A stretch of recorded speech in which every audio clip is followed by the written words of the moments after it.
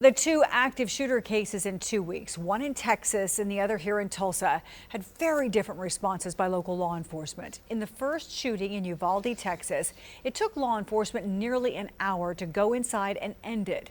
The second here in Tulsa taking only about 5 minutes. Tonight, 2 News Oklahoma anchor and senior reporter Sharon Phillips takes an in-depth look at why law enforcement says time is of the essence.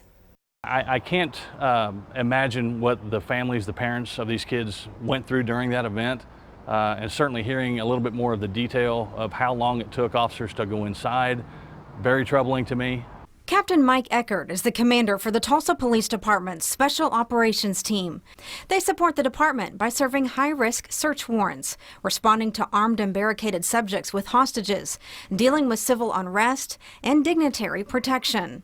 As questions still surround the delayed police response in Uvalde, Texas, Eckert says that would have never happened here.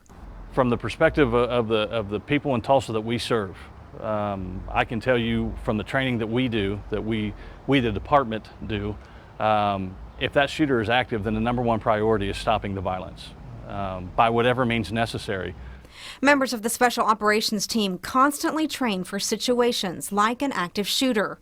Even in our training evolutions, we don't talk about if it happens, we talk about when it happens, so that we understand how prepared we must be on a daily basis. Along with constant training, TPD also utilizes the very latest technology and equipment. This right here is called a Jersey Claw, and the city of Tulsa invested in it a few years ago. And Captain, tell us what it's used for. This is a multi-use breaching tool. We use it in a ramming configuration. We can also use it as a pry bar and also use it to break windows. Just hours after our interview, Captain Eckert and his team were called to an active shooter at the Natalie Medical Building on the St. Francis campus. Around 4:53 p.m., Tulsa Police Dispatch began receiving calls of an active shooter. At 4:56 p.m., the first officer arrived on scene and began announcing their presence. Then at 4:58 p.m., police say the gunman killed himself. Across town in Sand Springs, Deputy Chief Todd Ensbrenner has some thoughts on the delayed response in Uvalde, too. Armed and barricaded is a thing, but it's not a thing when it involves children in an active shooter situation. There are different protocols.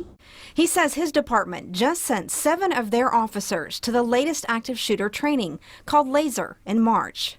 Basically, it's a single person, single police officer element that just goes in and finds the shooter and eliminates them. Ensbrenner says as soon as a call like that comes out, his officers are trained to respond immediately with lights and sirens blaring.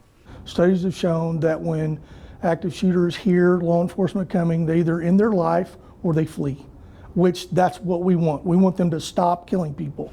Law enforcement says they must act quickly.